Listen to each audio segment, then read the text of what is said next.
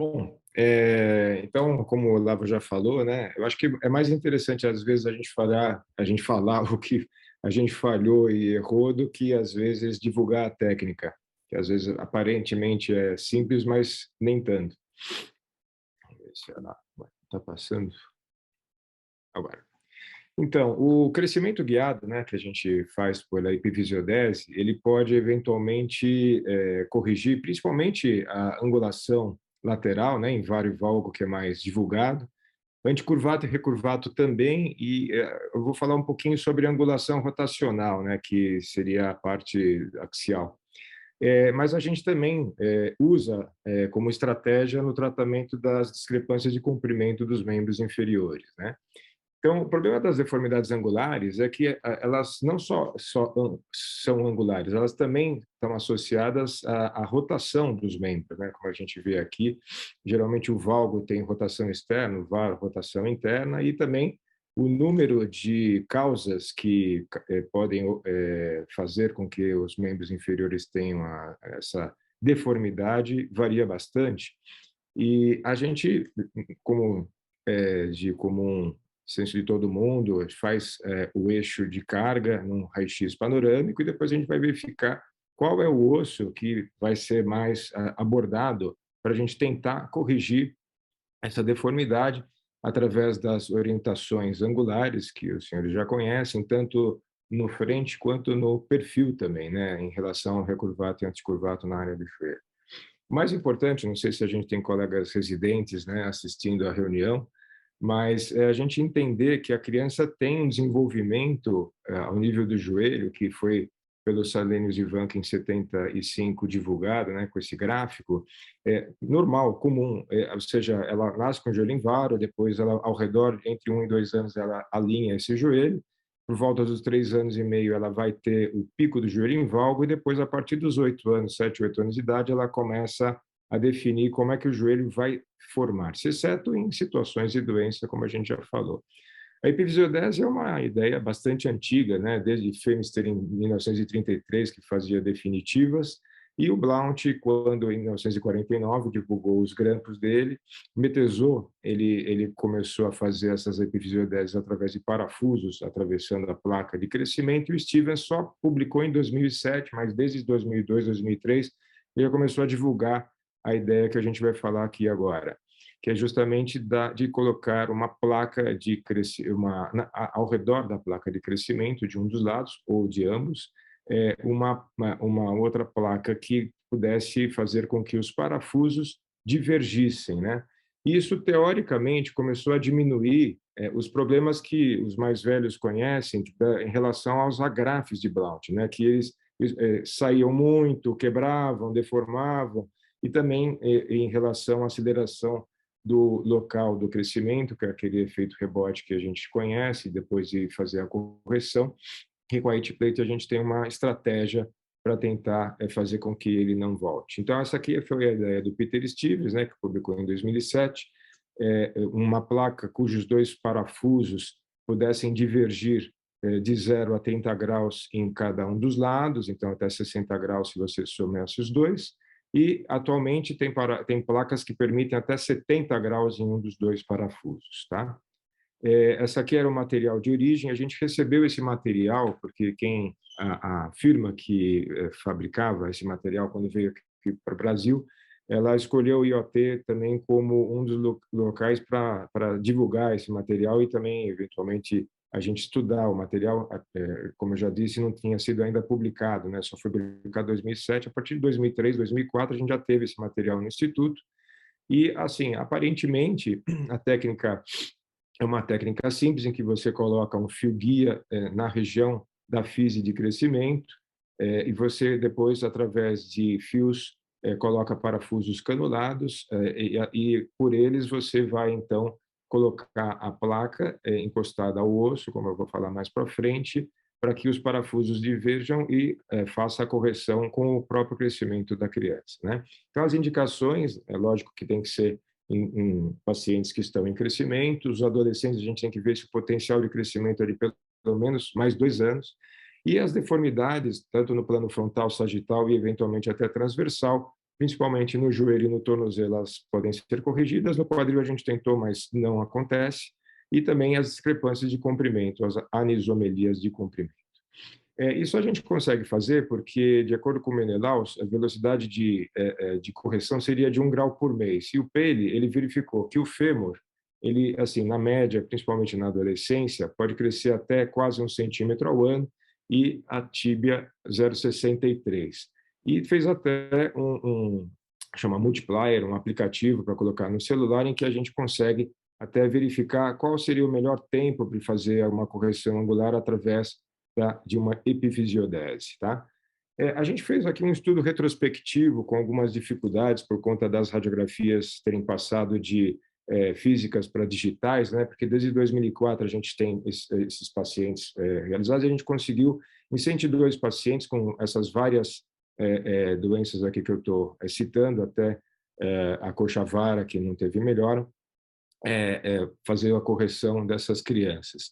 E nessa casuística de 72 correções de deformidades e 30 correções de discrepância de comprimento, 57 para fêmur e 45 na tíbia, em que a gente conseguiu seguir a criança numa média de 3 anos e meio para fazer o crescimento, a gente teve 19 complicações, que correspondeu aí a 18%, ou seja, pelo menos a gente tem que divulgar isso para tentar fazer com que os outros colegas que façam esse tratamento evitem os nossos eventuais erros e falhas. Foram 7 quebras do parafuso durante a correção, principalmente de discrepância de comprimento dos membros inferiores, vou passar para vocês depois, 6 solturas do parafuso, e aí a gente descreve um efeito que não é descrito na literatura, a gente quer até publicar, que é chamado efeito gangorra, 4 inversões de deformidade tratada, ou seja, ultrapassou o ponto que a gente deveria tratar, e 2 deformações em recurvato também no tratamento de discrepância de comprimento dos membros inferiores. O primeiro grande erro seria fazer o seguinte: a gente tem que entender que essa criança ela pode eventualmente corrigir a deformidade sem precisar de tratamento cirúrgico. Então a gente tem que acompanhar, tem que aguardar. Então os residentes que veem essas aulas, por favor, vejam se a criança realmente vai ter necessidade, se vê essa criança aqui, em alguns anos, se autocorrigiu, o eixo de crescimento dela, o eixo de carga dela passa aqui no centro do joelho, antes ela tinha um varo assimétrico, né, que é quando a gente presta, inclusive, mais atenção em relação às deformidades durante o crescimento, né? Então, uma das complicações foi a quebra do parafuso. A gente vinha tratando discrepâncias de comprimento e, de repente, o eixo do crescimento começava a ir geralmente em valgo. Os parafusos que quebraram geralmente foram os mediais, a gente não tem, sabe a exata razão do porquê, e aí a gente tinha que ou trocar a placa e o parafuso, ou eventualmente trocar o método. Aqui foi trocado o método porque o paciente já estava indo para a adolescência, foram colocados parafusos através do método do Metesor, né? Aqui uma quebra dos 2 parafusos, né, em que a gente foi depois retirado esses parafusos, alguns deles, né, o que estava perto da placa não estava, depois a gente, quando tirou esses parafusos, acabou tirando todos eles, né?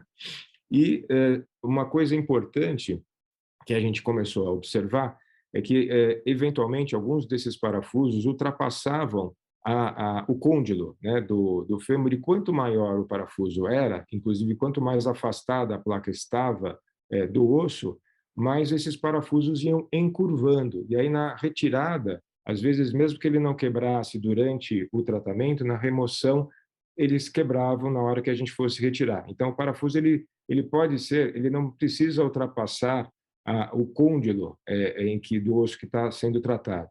Esse daqui é uma figura do Peter Stevens. Em 2017, ele publicou no JPO um trabalho dizendo que a placa H-plate ela poderia ser utilizada nas correções de discrepância de comprimento dos membros inferiores.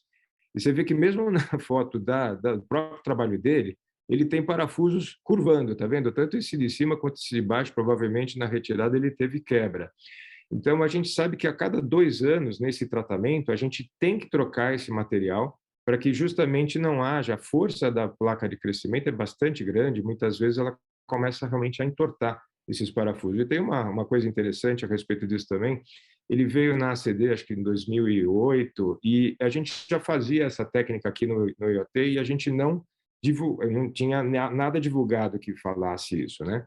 E o Peter Stevens colocava os parafusos em paralelo, como ele fazia na correção de comprimento dos membros inferiores. E aí começaram a sair trabalhos dizendo que demorava muito para essa correção acontecer, e aí ele publicou esse trabalho em 2017, mas eu mesmo já tinha conversado com ele, falado, professor, a gente coloca divergente, por que o senhor não põe divergente? Não, colocando paralelo, ele consegue. Então, provavelmente ele não se lembrou do Cueco que falou isso para ele em 2008, mas ele depois publicou assim. Uma coisa que a gente também teve foi a soltura do parafuso, principalmente, na grande maioria, na região da metáfise, tá?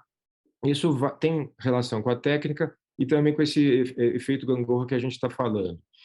Principalmente essa região, normalmente ela tanto a epífise quanto a metáfise com osso, de osso que não tem uma cortical forte. Então a gente não precisa passar a broca em todo o osso, né? E principalmente em relação ao torque, a gente também não pode apertar muito para que não espane o parafuso. A placa tem que simplesmente encostar no osso. Então, na técnica, assim, normalmente a gente começa pela epífise, utiliza um centralizador para que o parafuso fique bem no meio do furo da placa para ele poder angular depois. A brocagem, então, como eu falei, só na cortical, para não haver, então, uma diminuição da pega desse parafuso. E o parafusar dos dois, né, ele tem que ser simultâneo, tanto da epífise quanto da metáfise, como eu vou mostrar aqui para frente. Então, o tamanho da placa, a gente, óbvio, vai escolher uma que consiga pegar a epífise e a metáfise, mas a forma da placa também é importante. Ela tem que encostar no osso. E às vezes o osso ele é curvo e aí isso dificulta esse encostar. Então existem moldadores em algumas das caixas, né, que vêm. Aqui é o tal do efeito gangorra que eu estava falando. Se a gente não parafusar totalmente, ou se a gente parafusar primeiro um e depois parafusar o outro, mesmo ele encostando na placa, a placa pode ficar afastada do osso, e isso facilita com que esse parafuso solte. Esse aqui é um caso até de um colega nosso daqui do IoT, e que ele estava tratando uma doença de Blount bilateral, o parafuso metafisário ele até colocou o maior, mas a gente nota, por exemplo, aqui, ó, do lado direito, a placa encostou, e do lado esquerdo a placa ficou afastada. E olha o que aconteceu na sequência, ó, o parafuso aqui do lado esquerdo ele solta, do lado direito ele fica. Então é isso que a gente chamou de efeito gangorra, né? O Blount, em 71, ele já publicou um trabalho em que, com os próprios grampos, ele acrescia esse conhecimento de que, se o grampo ficasse afastado da região metafisária, provavelmente ele ia soltar. Então, isso também vale para a placa. Esse aqui é um tratamento que a gente faz para flexo de joelho, em alguns casos. Isso aqui era uma menina, uma moça com artrite reumatoide idiopática e que corrigiu o flexo do joelho dela. E nesse outro paciente que ele tem artrogripose, também foi feito o mesmo tipo de tratamento, mas eu quero que vocês observem que a placa lateral ela está inclinada, tá vendo? A gente vê isso depois do que aconteceu, que eu vou mostrar para vocês, e aqui os parafusos dessa placa. Esse menino ele ficou bem e com 3 meses ele jogava futebol.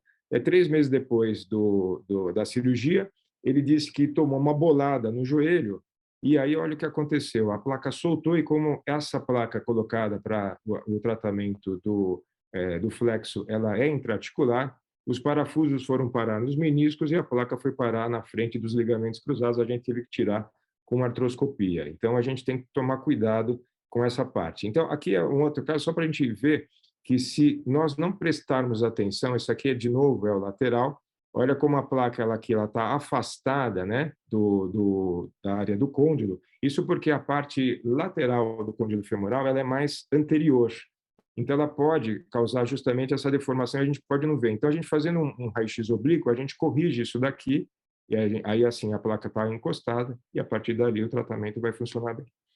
Essa aqui foi um outro problema, né? Isso durante principalmente a pandemia, a gente teve casos que estavam quase corrigidos e que passaram da correção, a gente teve que tirar e aí a gente, se tiver bastante crescimento ainda pela frente, a gente espera que aquele efeito rebote possa corrigir, se não corrigir, a gente tem que fazer epifisiodese do lado contralateral, tá? Então, o pós-operatório desses pacientes, eles têm que ser quadri ou semestrais. A gente precisa ver a condição socioeconômica, explicar bem para os pais que o paciente tem que voltar.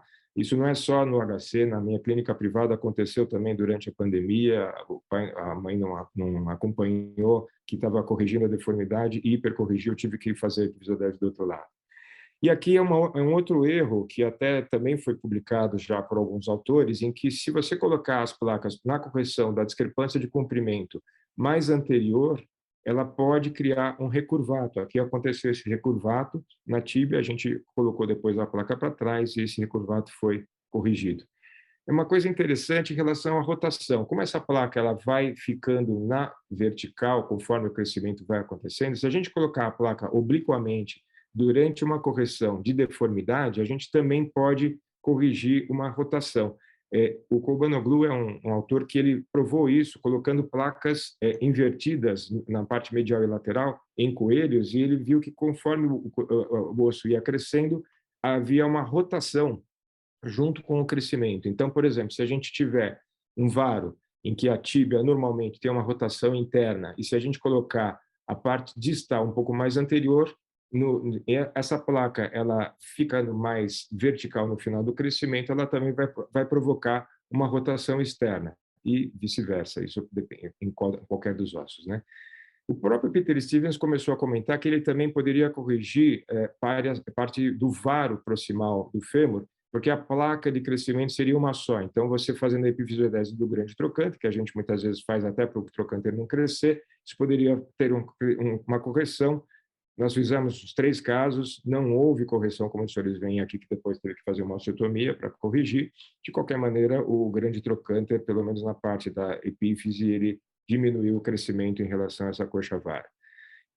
Esse é um tratamento, por exemplo, de um joelho valvo-idiopático, em que a correção é feita. No tornozelo também tem casos que existe um valgo e que esse valgo ele corrige bem com a epifisiodese por placa e parafusos.